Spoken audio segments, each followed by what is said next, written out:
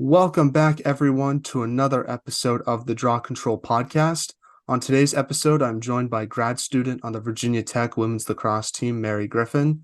Last season, Mary started in all 18 games on defense, registering 31 ground balls and 18 caused turnovers, and was also on the ACC Academic Honor Roll 3 times. Mary has her own podcast as well to check out on Spotify and Apple, and I'll let her promote that at some point during the interview. But thank you so much, Mary, for coming on the podcast today. And how's everything going? Oh, I'm great. Thank you for having me. I'm super excited to come on and join all the other amazing guests you've had. So I'm really excited just to chat today. Well, I'm excited to talk to you as well. And obviously, summer's coming to a close. So, how has your summer been going so far? And have you been up to anything interesting, whether it's been lacrosse related or not? Yeah, I just got back to campus about a couple of days ago, so it's been kind of a quick turnaround, but I was really involved in the lacrosse world this summer actually. I was part of Athletes Unlimited, the pro leagues. And I was the digital intern on their digital content team. So I actually played a big role in creating content on their social media pages. And my job was basically like interview players after the game. So I was interacting with the best of the best of these pro athletes. And it was just so much fun to be that close to such talented players and also just have fun with them. Interviewing them was amazing, but I also did things such as like make TikTok videos with them or um, made a video like, are you smarter than a fifth grader? And we did like question of the day. So it was just fun to interact with them as people as well as athletes. So I just loved being a part of that league, and that company's amazing. And their goal is to grow the game and the women's side. So I really believe like their role and their structure and their beliefs. So it was just great working with that company. And my sister plays in the league. So it was great being with her all summer. So everyone just so amazing. But I just love lacrosse. I love watching lacrosse. So being that close to the pro league was just an awesome opportunity. Yeah, no, those social media videos were a lot of fun and very funny. So you did a good job with that. I Thank did you. love the thing I liked the most. I don't know if you were involved with this part of it or not, was sort of the highlight clips of like the Yeah. different like slow-mo stuff. And I thought that was really cool because it really Mhm. showed off the skill sets that these players have. I was just curious if you were involved with that sort of the camera aspect, not No, just with I the. I wasn't as high up in like the Mhm, production sense. That was like very high end equipment. I was more of just like social media, like everything was mhm. through my phone, but the content team was absolutely amazing. They work with all other sports at Athletes Unlimited. So I learned a lot from them. They've been working for that company for many of years for as long as it started. So it was just such high quality. So watching them kind of work in that aspect of area that I was unfamiliar with such high quality videos. So I learned a lot from them. I wish I was a part of it, but maybe one day if I grow that area of just content creation. Yeah, I definitely like the video stuff. I wish there was like more like extended highlight stuff of like that sort of camera angle, if that makes sense. I think that's pretty cool. Yeah. So hopefully that continues. It seems like it is. And was Mhm. there sort of like any interesting facts you learned about some of these great players that you didn't know before?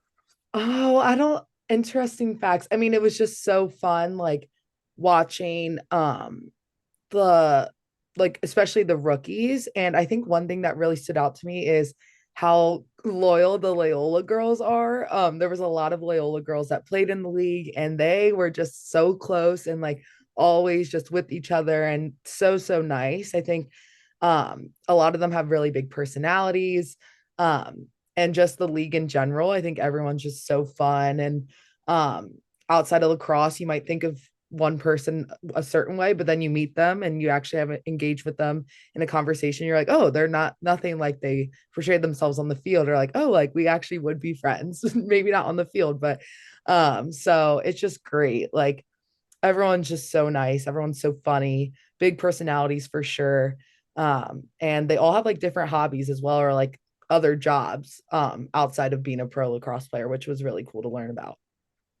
Now, obviously, fall ball is coming up quite soon, which is pretty crazy to think about. So, what are some things you've worked on this summer to get ready for that? Like, what do you think is like the biggest thing you have to work on for the upcoming season? Mhm. I definitely think our team is really shifting into a focus of like speed and just like fundamentals. I think stick work is something you can always get better at. It should be just so natural. And I think that's something our team will really, really want to emphasize this year. And it will just up our game so much and allow for that creativity piece. So I definitely think that will be awesome. I think looking ahead to this is a really big year of transfers for us. So we have four transfers, I believe, total. I could be, it might be four, it might be five. I might be missing one. But so I'm excited. Our team has never really had a big group of transfers before. So I think this year will be a really good learning experience of having different dynamics, different personalities on the team that have come from other teams and can teach us something and we can also teach them things. So I think that will be a really interesting piece to our game. And I think the fall will really, really help with that transition, really help them integrate to our team and also like us get to know them. So that's something definitely on my radar for the fall. I know that transferring has become a huge part of just college athletics, not just women's lacrosse, especially with the fifth year of eligibility that a lot of players like yourself received.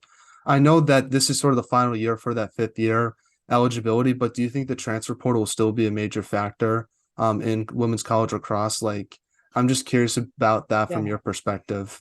I definitely think it will calm down, especially after this is our last like um group that has that COVID year. So I don't think it will be as evident in the future, but I'm sure there will be players that will take that risk and transfer, maybe not for a fifth year, because in the future you might only get a fifth year if you're injured or if you redshirt. But now it's become almost normalized that maybe it will be on people's radar more if they're not happy after freshman or sophomore year. Maybe they'll look to go somewhere else, but I definitely think things will calm down after my class is done with their fifth years. I feel like you're going to see a lot of people graduate in 3 years because you guys already take so many classes during the Yeah. summer and then take that fourth year somewhere else. Maybe I wouldn't. Oh, I that feel would like be that could. I feel like interesting. that could happen a lot. Yeah, that would be interesting. I don't know. That could be a different way of doing it. Yeah, I just feel like Never I thought of wouldn't be that. surprised if you see that Yeah. maybe not in women's lacrosse, but maybe in other sports. Definitely. Now, I'm not sure what the NCAA rules are like, but when do you guys like actually like officially start practicing as a team? And what are some things that your team does during the fall and winter to sort of get ready for the upcoming Mhm. season? So we start kind of slow. We allow that transition into school. We allow freshmen and transfers to kind of integrate. So right now we're just in our 8-hour weeks, but our coaches are very, very kind and really take that integration period very seriously. So we actually had like our first meeting today where we just went over team guidelines. And then we had our first team lift where like the freshmen learned what lifting looks like at the collegiate level. And we just kind of went through different motions and just things like that. So this week is very, very slow, just getting the root of it all down. And then next week, we'll still be in 8 hours, and that will start looking like run tests, our sick work test, things like that. We'll start some skills. And then I don't know when 20-hour weeks can exactly start, but once those get going, we'll be in practices 5 days a week mostly, have our weekends off. And then in October, is usually when fall ball picks up and we'll scrimmage other teams, which I'm so excited to do. I think fall ball is so much fun. Everyone gets to play, everyone sees people from other teams that you're friends with. You get to travel, kind of get out of campus a little bit. So, and the stakes are low. Like there's the score is not kept. It's just for you to get better and it's a great experience and really see how your team flows together. But our team, I think one thing we always say, and I love this, is that the freshman is for the fall. I mean, well, the fall is for the freshmen and the spring is for the seniors. So the fall is really a time for us to kind of help them with this transition. And then by the end of the fall, we'll be comfortable enough and they will be too that we can focus the season on our seniors and making sure that their last season is the best it can be and most successful it can be. So we really emphasize that. We do a lot of scrimmages against each other. We have a really big inter squad scrimmage where we actually get drafted by our coaches and we like play each other. It's really intense. The stakes are high. It's so much fun. We also, I don't know if you've seen on social media, but October 1st is when scare season starts. So our coaches will literally dress up in like scary Halloween mask and hide, and we'll go to the shed to get the balls, or we'll be walking out to practice, or someone even was like taking their headshots, and our coaches will be hiding and literally jump out and scare us and like set up video cameras to get it on camera. So that is just like a fun little thing we do, but it is scary. Like I'm honestly like always walking around like on edge because I'm like, I don't know if they're planning to get me. Like, but it's so fun. I think the fall is great. I mean, going to Virginia Tech, it's the best. I mean, we have football, we have the best sports. Like, it's a huge campus. It's beautiful in this fall. So it's just such a great time. And it's just so much fun. And it's like the one chance because once you get in season, you're so focused on what's this team doing, what's the scout, that you get to just really focus on yourself and focus on your team's dynamic and focus on things you want to get better at. So I love the fall. I think it's one of the best times other than playing in games, but it's so much fun. Are there players that are hard to scare? Like even if they do the jump thing, they just sort of look like, "What are you doing?" I don't know. Like every single person they've attempted to scare, like gets scared. Like Yeah. there's not someone that's like, oh, you can't get me. Like, no, I don't know No, how they, maybe you're not like. There's got to be a player that's like doesn't really care, and they just see it. I yeah, feel like maybe. that's. I feel like that. I wouldn't be. I feel like I know people that would be that way. Maybe. Like, I don't know. Like it just you get so caught off guard. So maybe it's one of our freshmen who won't get scared. We'll see. Maybe doing it during a headshot's very mean though, Yeah. because Oh, you the don't want video. that on the on the website. Definitely check us out on like Twitter. They post it to Twitter, they post it to Okay. Instagram. Like you can see them all. It's so funny. Like in the training room, our coach literally hid in like a shipment box, like a huge cardboard box, and like jumped out while one of our players was getting like treatment. It was so funny. Like Yeah. they're just so fun. Now, what are your team's goals and expectations for next season? And as a grad student, what type of leadership do you want to bring to the team? Would you consider yourself more of a vocal leader or lead by example type of player? I'm definitely vocal. I have a really big personality. So I what my opinion is, you'll probably know. And if something's not being set to the standard of our team, I'll be the first one to call it out. I like to hold people accountable, but also hold myself accountable. But I think looking at our team as a whole, we're really excited about this year because the end of our season last year was the peak for our team. We were in games that were absolutely incredible. We were improving so much. Like our last game against Syracuse in the ACC tournament, losing to them by two rather than, or two or one, I don't remember. But when we first played them in the season, the margin was so much bigger. So that just showed how much we improved as a team and that we're heading in the right direction. So if we just pick up from where we left off, we're going to keep going and keep pushing that edge and just keep trying to achieve our goals. So I think our team and this group particularly knows what it feels like to have something almost there or almost achieving your goals, but this group is like, we're going to actually do it. So we're going to overstep that and push the scale to another level. So I'm really excited. I think everyone's really competitive. And this is our first recruiting class with our new coaches. So I went through a coaching change my junior year.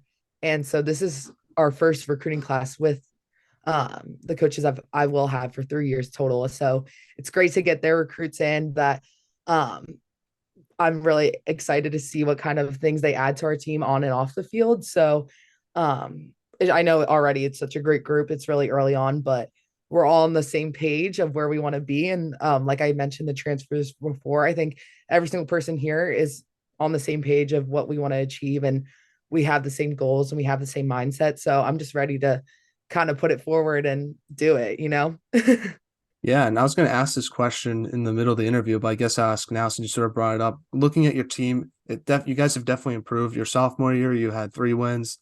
Then your junior year, you had 9, and this past Mhm. season, you were finally above 500 with 10. So, what has your team sort of done to make the steps to improve and get better? I'm just curious, as a grad student on the team, what are some of the I think things you've noticed that you think your team has done to sort of make those steps forward each season? Mhm. I definitely think accountability is a big one. We're able to have hard conversations with each other, but it's not personal, it's not out of spite. Like if someone's not upholding our values and our goals, it's very normal to call them out, and it's not in a disrespectful way. I also think we really, really cherish competitiveness in a fun, positive way. Because if you're not competing, why are you out on the field? Like, we're D1 athletes in the ACC. Like, we should be competitive and we should strive for being the best that we can be. So, one thing our coaches have really integrated within our culture is just that competitiveness, and they do it in fun ways and then also just like lacrosse ways. We have a huge maroon and orange competition throughout the entire year where our team's split in half and we battle each other through dodgeball, lacrosse. We literally even had like a wedding dress making competition because our one coach was getting married. So it can be anything, but we're just always competing. And I just think it's so much fun. I'm very, very competitive. So if I can put that out there in any performance, even on the field or off the field, I'm happy to do so. So I definitely think that just like takes our team to the next level. And we have such a great relationship with our coaches. They're absolutely incredible. They care about us so much as humans, and they just want the best for us. They want to make sure that after the 4 years that we've 4 or 5 years that we've had at Virginia Tech, we look back and these are the best years of our lives.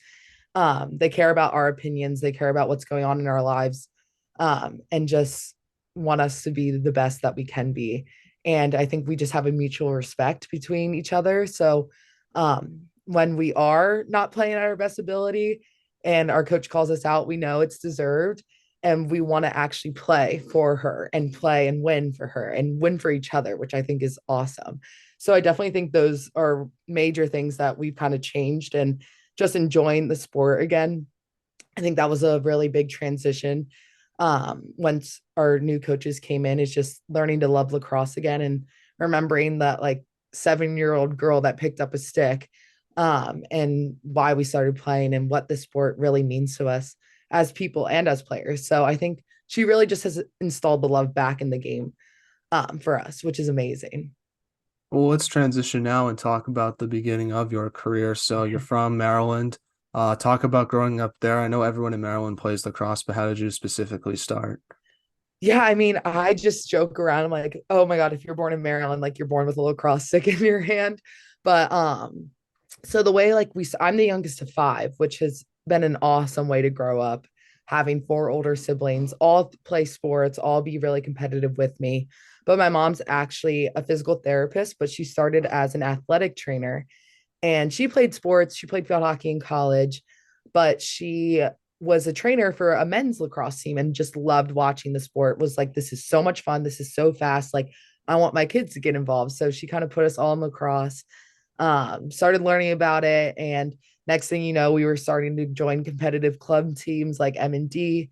But it was just such a fun area to play in. And I like look back and think about my club years and think about the people I played against. And I'm like, oh, like I still play against these people because we all went to great colleges. And it's just so fun to have that lacrosse world. And whenever I go back to Maryland, there's always someone that you can play lacrosse with if you want to get on the field and do some reps.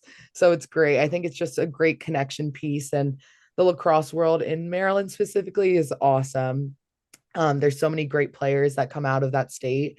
And I'm proud to say, like, I'm from Maryland. Like, yeah, I play lacrosse and I'm from Maryland. Like, Mhm. it's a hot spot. So it's awesome. And I just have loved growing up with that sport. And it is a small community, but it also is big. But everyone knows each other, which I also really like. Yeah, I'm with you. I like being the youngest too because it Yeah. feels like you can sort of see the mistakes your older siblings make, and it's sort of like trial and error with them. So you Yeah. like sort of have an idea of like what to do and what not to do Oh whenever you get yeah, into like high school, exactly. middle school, and all that stuff. Exactly. I like have like taken a little pieces from every single one of my siblings, being like, oh, I like what they did here. I like that. I'm gonna Yeah. do that. But then like, oh, I don't want to do that. So it's good to watch and learn. Who are some of your like favorite players and teams that you like watching growing up? I mean, being from Maryland, you kind of have to say Maryland. I mean, those girls, a lot of them are from my area or from my state. So it was just naturally amazing to like have them be so close by. I live 45 minutes from the university, and they win national champions ships all the time. So it was great watching that level. I trained with Alice Mercer growing up. So that was awesome having her. in my life, especially as a defender. She's an amazing defender, but I mean, also one of the best lacrosse players of all time, Taylor Cummings from my area. Went to high school in the league that I was a part of. Obviously, she was older, but to have her just be so close by is incredible. She's amazing. And then this is like so biased, but I do love watching my sister play. Even like at the young age of just me being in middle school and her being 2 years older than me, going to her club games and going to her high school games, I was always just so amazed and so excited. I think I went to every single one of her college games I possibly could. I love watching her play. I'm just like her biggest fan.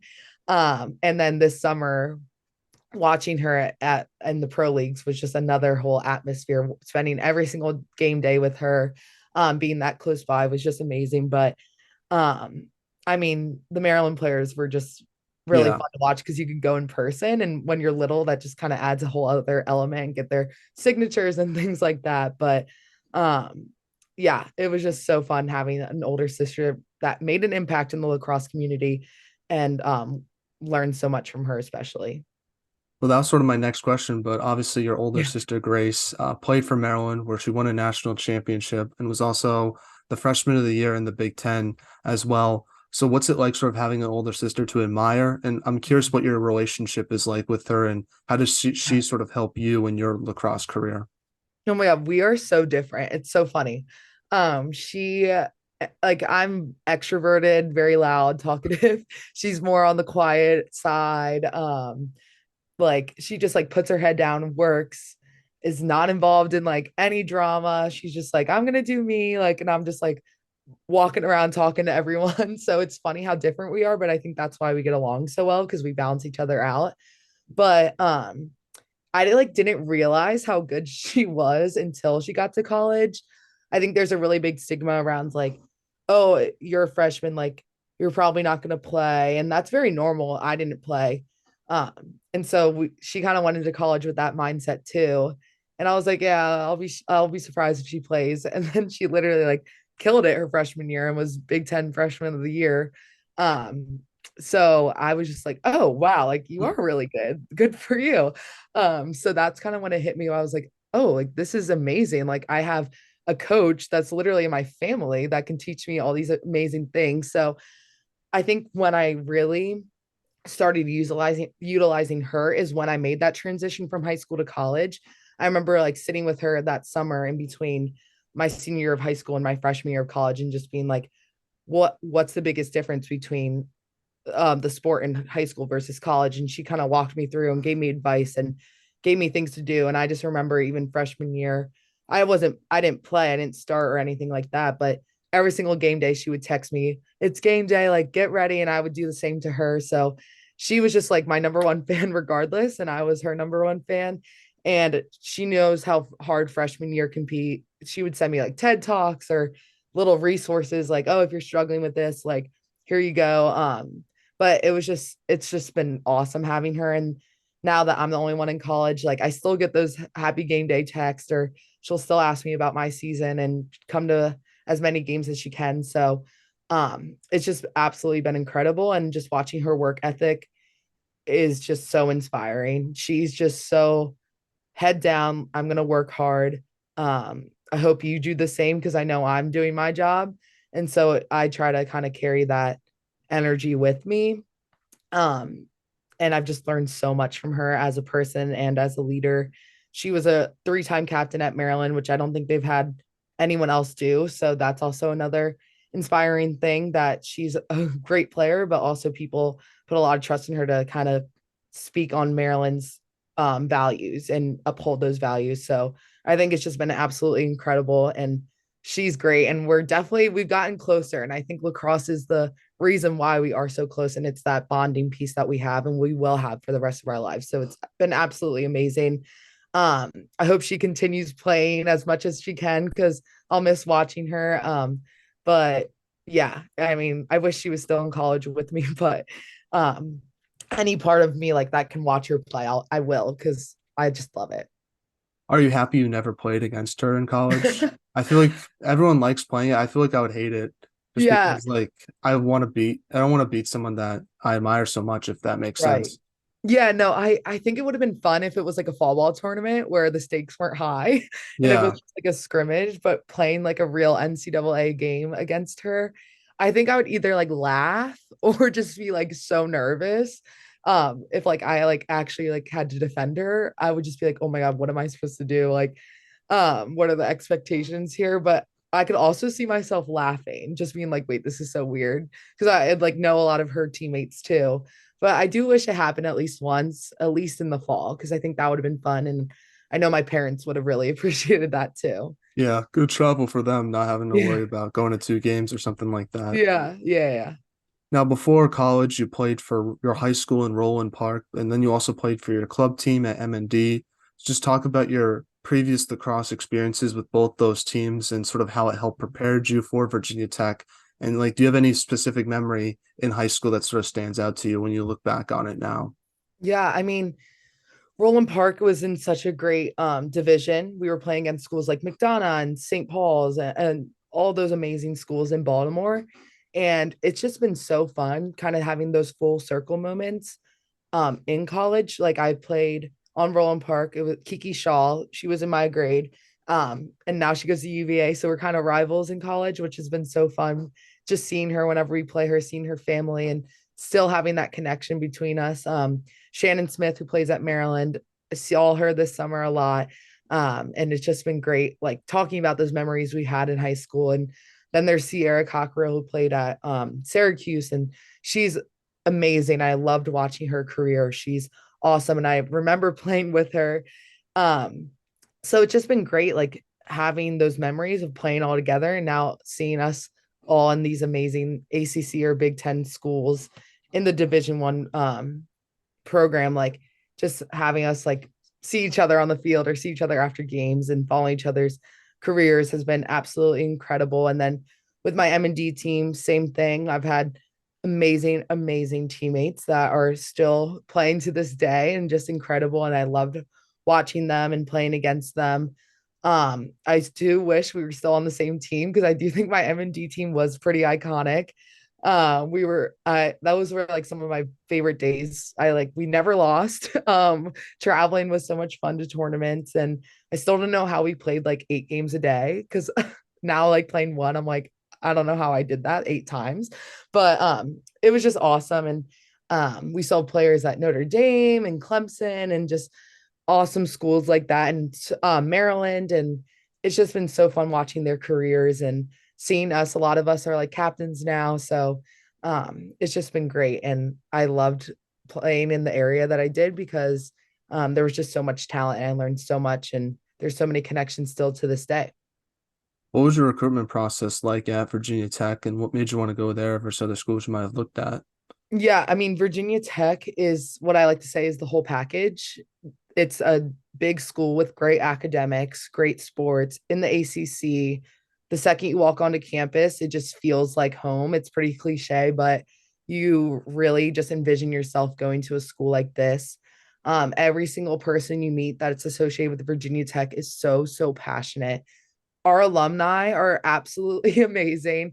Every single person, no matter where you go, no matter what state you're in, you literally can be wearing a Virginia Tech shirt. Someone will say, go Hokies. Someone will be like, oh, I know, blah, blah, blah, like, or some sort of connection, which I just love that no matter where I go in the future, there will be Hokies around it. So that was a big selling point for me. And of course, being the ACC was also just a great opportunity.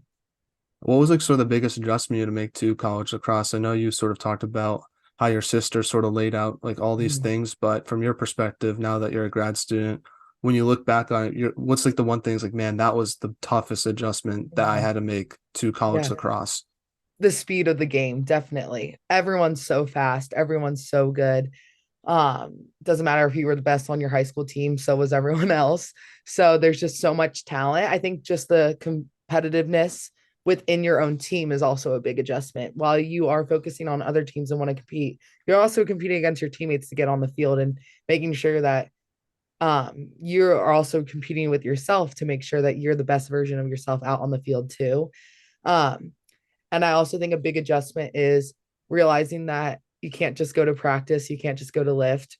and expect to be good. You have to do individuals, you have to put in extra work, you have to get the proper sleep, you have to do the right nutrition. So it's a job, and that is, don't take that lightly. Like, it truly is a job. You put hours and hours and hours into your sport. It's not just the 2 hour practice that you have that day. It's every single choice you make impacts your job.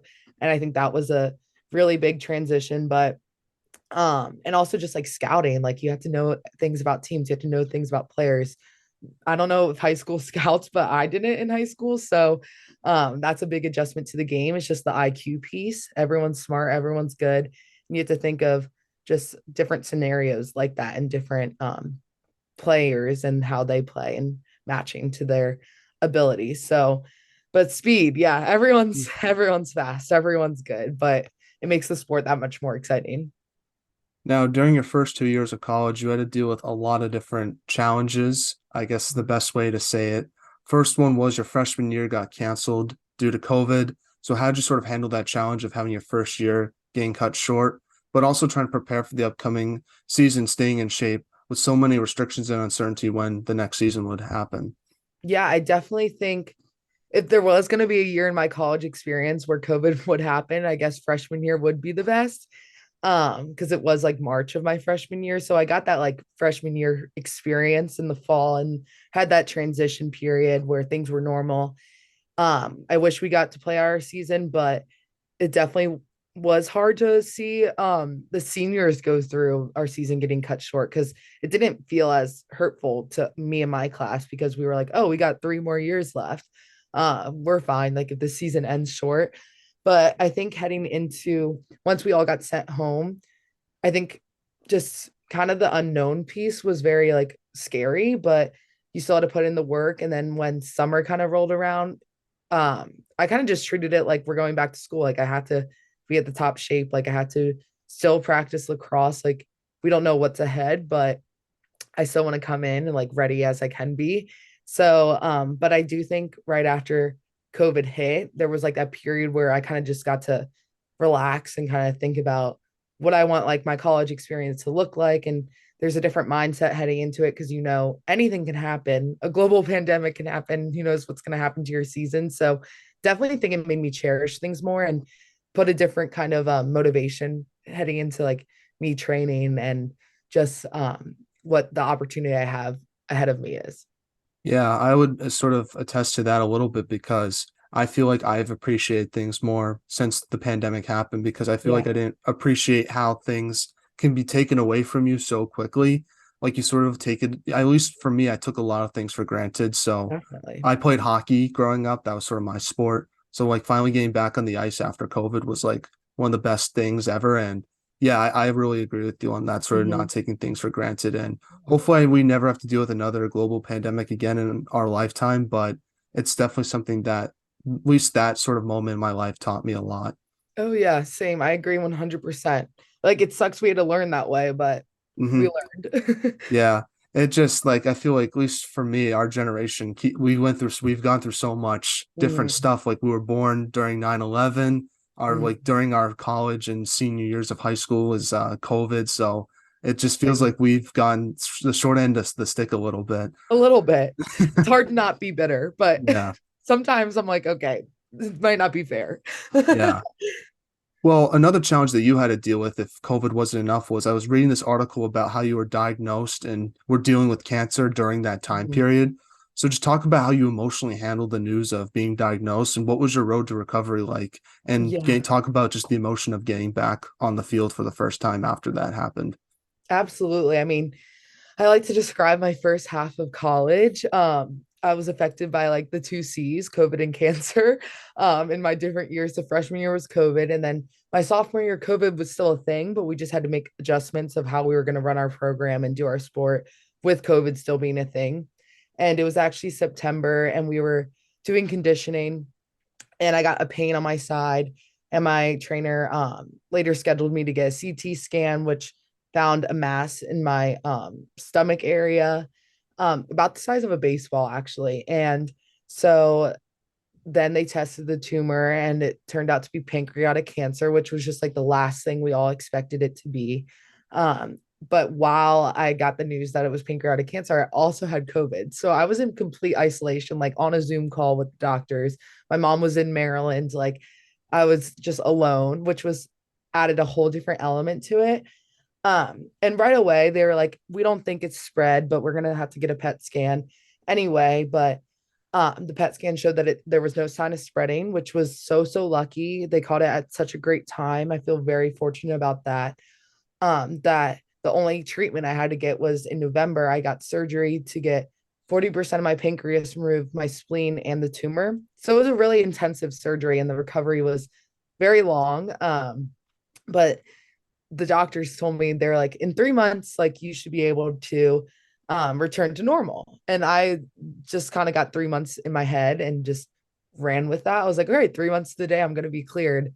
And I like worked so hard. I probably pushed myself a little bit too much, but I was just so motivated by having this different like purpose and outlook of the sport and my life, honestly, that 3 months to the day I was actually cleared to play. And that was just so exciting. And I actually got to play in our first game, which was amazing. And um, that year, I just learned so much about what I value, um, what like life can look like. But if it weren't for my teammates, I know I would not have gotten through the things I went through by myself. They were absolutely incredible the way their families stepped up when my family needed it the most. I got so many meals, so many gifts. An amazing GoFundMe was made for me and my family to pay for medical expenses. And the lacrosse world really stepped up in that time. And it was just so humbling and so incredible just to see how many people are willing to help someone they either know or don't know. And so that just motivated me even more. And it was just, I learned a lot, and it sucks that I waited for something bad to happen to me to start really appreciating the people around me. But I learned, and I know I'll never take like another day for granted or the people around me for granted. So, um, I I weirdly turned it into like my greatest asset, I do think, having cancer. And I think it's my greatest asset when I step out on the field too. I act like every game could be my last because it really could be. You never know. So it's been such an incredible learning experience, and I've made so many amazing relationships due to it. So um, it's all about not, it's not really about whether it was supposed to happen to you or meant to happen to you, but what you do with it. And I, the things I learned. So I think it was just such a great learning experience, and it's something I really identify with now. And still try to like teach people about my story, but also really engage with other people and maybe the hardships that they went through. Our team is so big, like there's 45 of us, but all of us have a story to tell and have gone through something hard. And I think that connects all of us so much more. As a grad student and the fifth year, I really value things like vulnerability and authenticity and try to incorporate that into our team. And I think providing a safe space where people can share their stories is so important, and really just acknowledge that we are human first before being a student athlete. That is just so important. That's a message I try to send out to our team and to the lacrosse world. And I think our team has really embraced that. We love hearing about what people have gone through because it just connects us on a whole different level. So we really create that foundation and that culture that allows people to just be themselves and just embrace the hardships that they went through, and really use that to make them a better person on and off the field. So I sort of want to go from some of your tough times to some of your better times, I would say, in college lacrosse. So last season, your team won your first ACC playoff game against Pitt.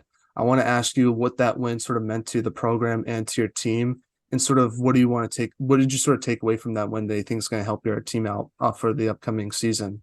I definitely think with kind of like this new, like I wouldn't call us a new program because obviously we've been around a while, but our coaches are fairly new. So with that, there are going to be a lot of firsts, and that achievement is one of them. But we're always striving for more. That meant a lot to our team, and it gave us a lot of motivation heading into the ACC tournament. Our next game was an amazing game, and we played some of our best lacrosse, but we're never going to be satisfied until we have that championship. Like we have goals, and our coach Wags is very into being the first. And she's like, I want to lead the first Virginia Tech women's team to a championship, whether that's ACC or national championship. She's like, I want to do it, and you guys can. And she believes in us so much, and we believe in her. So while we have achieved things in the past that we're proud of, we are still striving for so much more, and there's so much more that we can do, and there's so much we have to prove. Um, but I think last year really fed us belief, and I think that's a really good start and foundation to the things that we are trying to get to. What's it like playing the ACC and just the competition you face each game? I'm assuming you and your sister have this conversation, which is the better conference, the ACC versus the Big Ten. I would say the Mhm. Big Ten probably has the edge now with Northwestern winning the national championship, but I think you can make a good case for the ACC. You got Boston College, North Carolina, and Duke, and those are just three teams off the top of my head. I know there's many more like Notre Dame and yourself and Virginia. So what's it like being a part of that conference, just the competition that you face each game? The ACC is like a dream. If you are growing up playing lacrosse, the teams you think about, maybe other than Maryland and Northwestern, the teams you think about playing for or against, they're most likely in the ACC. And it's just absolutely incredible. You can't take a day off. There's no game that you can kind of show up half as your best. No, like you have to show up every single game ready to play. Everyone is talented, everyone is good, everyone's working hard just like you are. So it's a privilege to play in the ACC. And when big games like Syracuse or BC do show up, we are like, we came to this conference, we came to Virginia Tech to play in these big moments and play in these big games, and we deserve to be in the ACC too. So embrace it. Like it should be exciting. It's great. I mean, everyone's so good. There's just so many big names in lacrosse in the ACC, and um, they're also just fun to watch. Like all my days off, like if my team has a bye, we're always watching the ACC games, and it's just so fun to watch your competition at such a high level. So I love it. I can't imagine playing for any other league. So I might be biased, but I do think it is the best. Yeah. Now let's go into a segment I like to call five questions that have nothing to do with sports. And I want to do the segment to hopefully get to know you a little bit more off the field. So first one is, if there was a movie made about your life, who would you want to play yourself? Okay, definitely Jennifer Lawrence. And I don't know if I'm just saying this because when I was growing up and like the Hunger Games was coming out and she had brown hair, she people would be like, "Oh, you kind of look like her." And I don't know if it's just like I'm biased, but I also think she's like really quirky and funny, and I think our personalities would match well. So I definitely think she would portray me the best. I love her. What's the most underrated holiday and what's the most overrated holiday? Okay. Ooh, overrated New Year's Eve. That's kind of always a little disappointing. It's just like, what are we doing? But and then I think underrated either 4th of July or Thanksgiving. I think 4th of July, what's so fun about it is like it doesn't cost money. Like you're just expected to just like have fun, go to the beach, um like just spend some time outside, maybe eat a hot dog. But also just Thanksgiving, you're just with your family and your loved ones and you're enjoying a good meal. So I think those are really underrated for sure. Yeah, those are usually my go-to answers. Yeah. You sort of stole my thunder there a little bit, but I'm totally with you on New Sorry. Year's Eve being overrated because you're just waiting for a clock to turn midnight. And I honestly rather stay in and just chill on New Year's Eve than go out and do all that stuff. So Right. I've become a little Exactly. bit of an old person in regards to that holiday only, but I'm totally with you on Thanksgiving and Fourth of July Oh being yeah. underrated though. Best. Now, I think you have the best style on Virginia Tech, but beside yourself, who would you say has the best style on the team? Okay, so my roommate is Grace New, and she's a grad student and was a captain with me last year. She is a person that if you need clothes, like you're going to her closet. We had an award, there's like an award show at Virginia Tech every year called the Gobblers. And I think there was like 10 of us wearing her dresses. Like every single person was just like, I need a dress, and would go to Grace New's closet. So and I think our styles match very well. Like she has very cute athleisure clothes. So I would love to just have her closet. Yeah. What's the most interesting thing you've read or seen this week? Ooh, read or seen this week? I'm gonna have to think. I can give you my answer if you want to think Okay, about yeah, I want to yours. hear it. I saw the Johnny Manziel documentary a few days ago, and I thought it was pretty interesting seeing sort of his story because I knew a little bit about it, but not the whole thing. Mhm. And it was definitely pretty crazy. And I'm assuming you, if you've watched it as a student athlete, were I have probably very not. surprised of how that guy could live the lifestyle he did and sort of be very successful on the field in college. Because, like you mentioned, Yeah. it's just not about the 2 hour practices. You have to put in a lot more work. And Hmm. Johnny Manziel really did not do that. He liked to party and have a lot of fun. And I just found that very surprising that he could do all that and be like super good. But Yeah, unfortunately, it sort of led to him not being successful in the NFL because it sure. sort of burnt him out. Yeah, I'm sure. I like trying to think this week, like I don't think I've really watched anything or read anything. I should be reading more, but yeah, I don't know. I don't know if I have an answer to that one. It's all good. It's all good. The news have been pretty I'll have to check depressing that one lately. out though. Yeah, it's very I good guess, yeah. documentary. I guess it's a good thing that there's nothing too crazy in the news right now. Well, Maybe. there is. I try Yeah. not to watch it because Yeah. it gets me I depressed can't. and I don't I like just the can't do it negative anymore. ones. Yeah. Don't Yeah, do I'm that. totally with you. So But you do watch the documentary. I highly recommend it. It's very good okay. watch.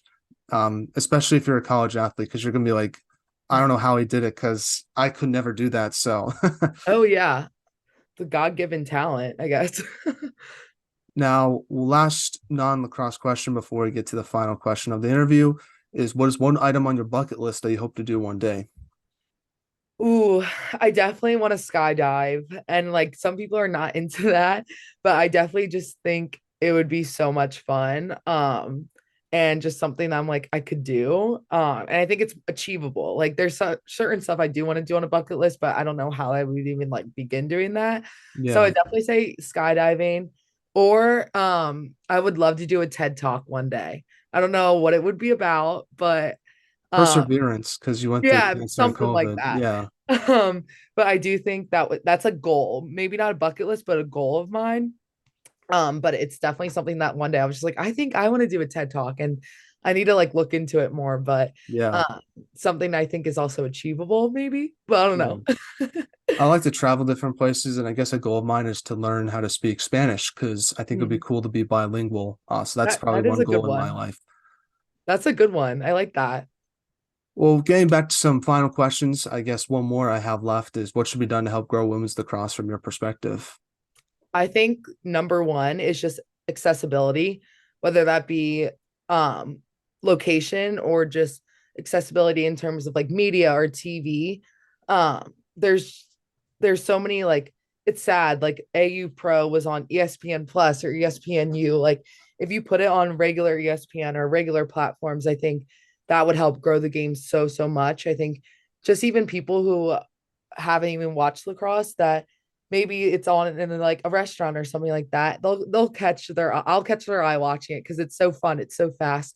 So I definitely think just watching women in sports and giving people an opportunity to actually watch it is so important. And when games are televised, to make sure the quality is good, to make sure that there's actually announcers explaining to the audience what's going on in the game is so important, and not make it that expensive for these streaming platforms. So Yeah, and I know there are people doing that work, and it's so important to continue that, and we've made progress, but there's still a lot to be done.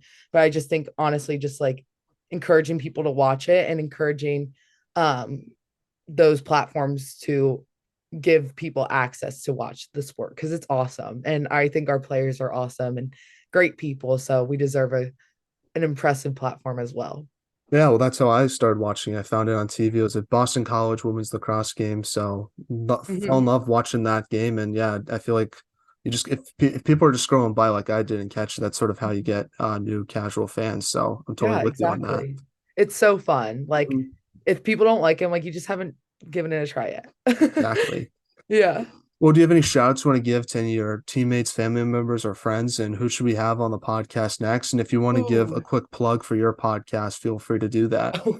Yeah, I haven't done my podcast in a while, but I do. This like just inspired me. Maybe I should get back into it because it's something I really enjoyed. My podcast was not, it's called Not a 10. My lacrosse number is 10. So It's just about embracing the things that make your life not a 10 out of 10 and not perfect. So something I had to learn when I was diagnosed, and just the lessons I learned. So all the guests I've had on have been through hardship, and it's about the lessons they learned that came with that hardship. And I've learned so much from my guests. They're absolutely incredible. Um, I definitely just want to shout out all of Virginia Tech Lacrosse, especially my coaches and my teammates, especially the grad years. Being we call them double Hokies. So we went to undergrad here, and now we'll be doing grad school here. So there's three of us total this year. And I'm so excited that us three have this journey for another year. And definitely my parents, they are absolutely incredible. They just make my experience in college so much better. They're my number one fans. Same with my siblings, all four of them. Um, just I'm very lucky to have the people in my life that I do. If I had to pick someone to come on the podcast next, I would pick I would want to see Shannon Smith from Maryland, because it's her senior year and we went to high school together, and she's like a little sister to me. So I'm gonna have to go with her. And she played with my sister and me. So I'd want to see the dynamic All right. of how she liked playing with both of us. So and she's from my area and I absolutely love her. She's like sunshine and all things good in the world. So shout out Shannon Smith. Well, I just want to say thank you so much, Mary, for coming on my podcast. I really appreciate it a lot. It was so much fun getting the chance to talk to you and learn more about your story. And I appreciate your time. It means so much to myself. I think you're a great player, but I think you're an even better person. So I just want to let you know that. And I really appreciate you coming on today. It means so much to me. Oh my gosh, thank you so much for having us, or for having me, and also just what you're doing for the sport of lacrosse, especially on the women's side. Anyone who's helping growing the game is absolutely amazing and putting in so much work to head it in the right direction. So I really appreciate what you're doing for our sport and giving players like me and other ones that you've had on a platform to speak on and share who they are outside the sport, because I think that's absolutely incredible work and just a great tool that we have now that we can learn about people off the field. And it's so fun every single time I get to hear about someone's experience.